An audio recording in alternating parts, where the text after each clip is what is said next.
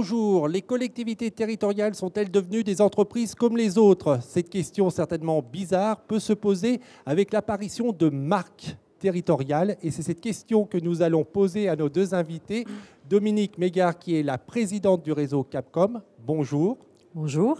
Et Anne Myriel, qui est directrice de la promotion et l'attractivité du territoire à l'Agence de développement économique de Bretagne. Bonjour. Bonjour.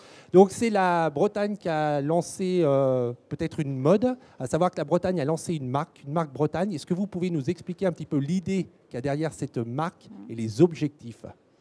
Oui, je ne pense pas qu'on ait lancé une mode parce que d'autres étaient partis avant la Bretagne, le Valais en Suisse ou des grandes métropoles comme Lyon, Hambourg, Berlin ou Londres. Donc on s'est adapté et la marque Bretagne, eh bien, elle a nécessité 2 années d'études. Elle a été lancée en janvier 2011 et c'est un outil au service de la stratégie d'attractivité de la Bretagne.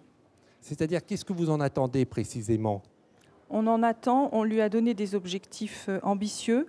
Le premier, c'est de contribuer à enrichir l'image du territoire. On s'est rendu compte que la Bretagne avait une image plutôt positive, relativement homogène, une personnalité forte, mais que beaucoup de ses dimensions étaient méconnues, notamment des personnes qui ne sont jamais venues ou qui n'ont pas ou peu entendu parler de la Bretagne. Donc on a besoin d'enrichir l'image, de la rajeunir, de la rendre plus économique, plus technologique.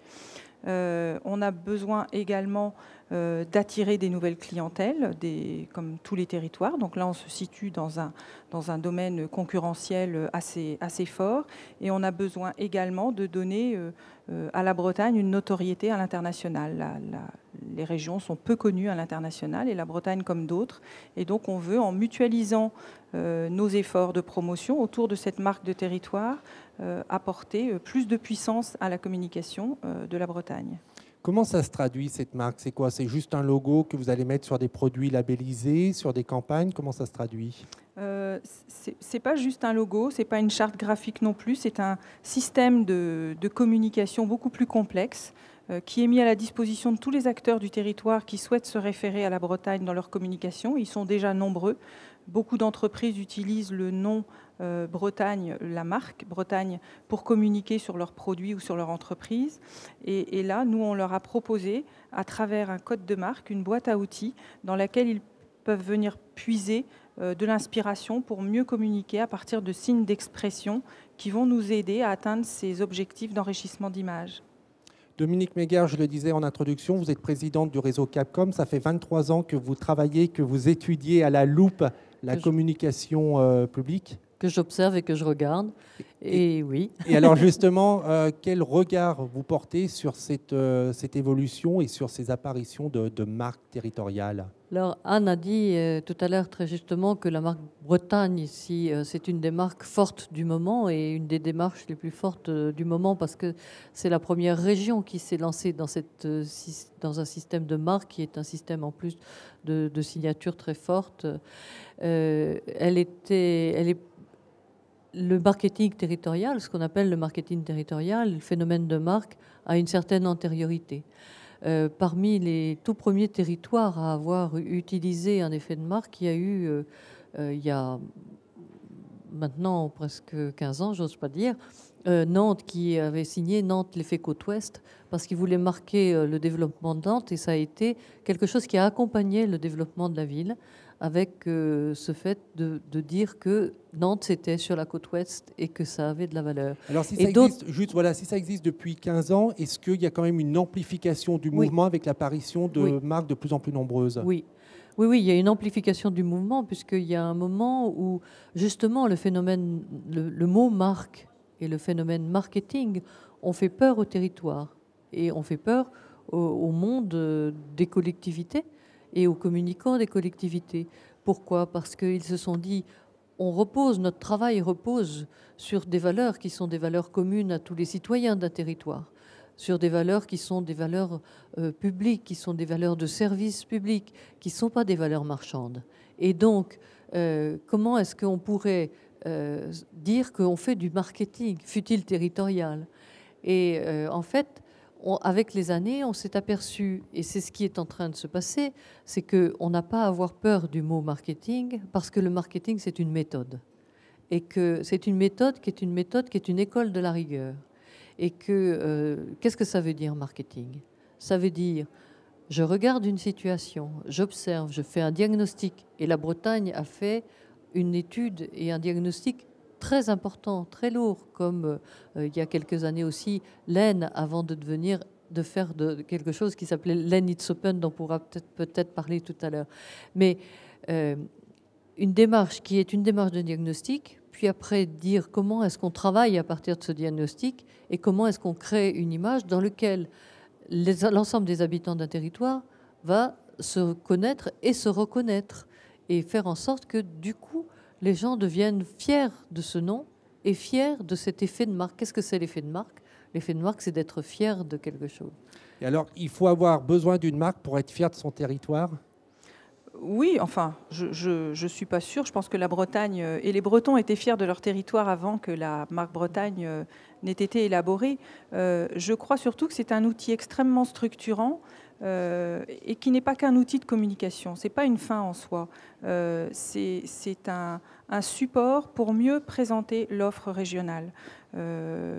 Par exemple, une collectivité peut avoir à vendre à l'extérieur à des investisseurs un plateau technique, des plateformes d'innovation ou tout simplement un aménagement d'un port pour permettre des assemblages, comme c'est le cas pour le port de Brest par exemple, des assemblages pour les éoliennes en mer par exemple.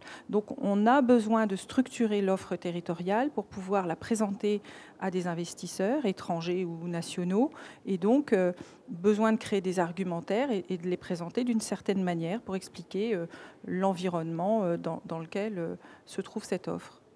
Le marketing territorial, vous l'avez dit, c'est une méthode. C'est une méthode qui vient quand même de l'entreprise privée. Est-ce que vous n'avez pas des craintes que la communication publique perde ses spécificités?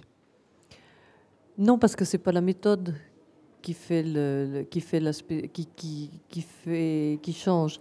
Les territoires sont ce qu'ils sont. Et vous, moi, nous sommes tous d'un territoire. Et c'est pas parce que notre territoire aura un nom, pas parce qu'il se dote de quelque chose qui va lui permettre soit d'attirer des nouveaux habitants, soit d'attirer des entreprises, soit de caractériser son savoir-faire, que ça va perturber complètement l'essence même, la nature de la communication et de sa nature même, quoi. Mais alors justement, et en étant un peu caricatural, quand les 26 régions auront leur marque, qu'est-ce qu'on aura fait? On aura réinventé la carte administrative?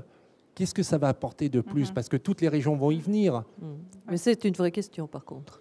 C'est vrai que autant la démarche, on peut la comprendre, autant cette concurrence, est-ce qu'on n'a pas intérêt à un moment à parler aussi d'une seule voix, et est-ce que ça garde son sens que d'avoir des marques concurrentielles sur les 22 régions? Je ne sais pas. Est-ce que vous avez déjà anticipé l'autre étape, c'est-à-dire que là vous êtes en avance puisque c'est la première ou une des premières marques régionales, mais le jour où les autres régions auront sorti leur marque, est-ce que vous avez déjà imaginé l'étape d'après? Vous savez, elle le faisait déjà peut-être un peu différemment, de façon moins structurée et sans permettre une mutualisation par l'ensemble des acteurs. Donc, de ce point de vue, la concurrence va perdurer, mais peut-être aussi qu'elles vont permettre de nouvelles coopérations. Voilà. Mais véritablement, dans ce domaine, je pense qu'on fait tous un peu de recherche-développement, on avance en marchant. Je pense que la Bretagne est avec les départements, les métropoles qui réfléchissent aussi à des stratégies d'attractivité qui leur sont propres, mais en lien avec la marque Bretagne, est un petit laboratoire de ce qui est en train de se passer actuellement. Mais je pense qu'on n'a pas trouvé toutes les solutions et on élabore un système au fur et à mesure.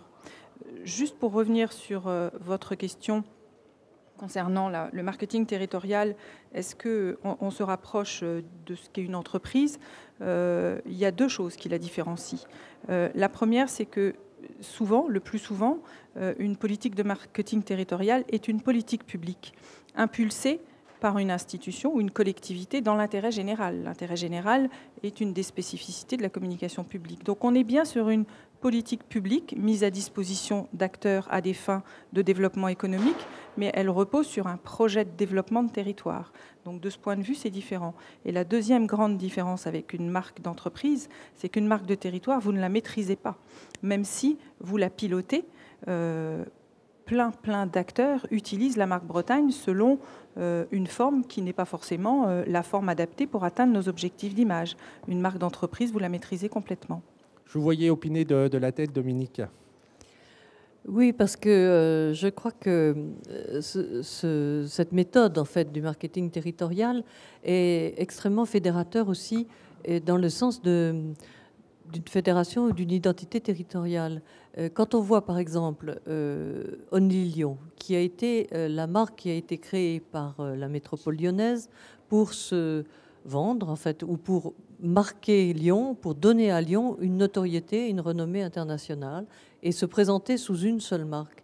Ça a permis de fédérer 13 acteurs majeurs qui, jusque-là, se présentaient chacun avec son logo, sa signature, son petit slogan, son truc, etc. Et tous, maintenant, ne parlent que d'une seule voix. Et du coup, à l'intérieur même du territoire, des gens deviennent ambassadeurs de Lyon parce qu'ils disent, comme les institutions lyonnaises ont été capables de parler d'une seule voix, de se doter d'une signature, d'une marque qui est une signature commune, on va pouvoir aussi, nous, parler de Lyon d'une voix commune. Et ça, c'est quelque chose qui est extrêmement intéressant et important pour le territoire, pour la ville et pour les gens qui la portent. Au-delà de l'apparition de marques, est-ce que vous avez constaté, je pose la question aux deux, des faits très marquants sur l'évolution de la communication des collectivités territoriales? Donc là, on est au Forum Capcom. Est-ce qu'il y a des faits significatifs? Bon, on a remarqué dans les évolutions récentes, en tout cas, une tentative importante d'utiliser les réseaux sociaux et d'essayer de travailler non plus seulement de façon un peu descendante, c'est-à-dire une institution qui va parler d'une seule voix, de façon très verticale pour porter la bonne parole. Et là, il y a quelque chose qui est en train de se passer, qui est provoqué par un média ou des médias qui sont que des outils, mais ils provoquent à la réflexion sur une certaine horizontalité. On est obligé, et la marque pareil, on est obligé de travailler tous ensemble et d'effacer un certain nombre de spécificités qui sont des spécificités qui sont un peu qui n'intéressent pas tout le monde, quoi. Enfin, je veux dire que est-ce qu'on a besoin pour goûter un bon plat de savoir exactement tout ce qui se passe dans les ingrédients de la sauce? Pas forcément. Si on ne veut pas être malade, des fois il vaut mieux quand même, si je puis me permettre. La marque Bretagne, vous la déclinez déjà sur les médias sociaux, les réseaux sociaux?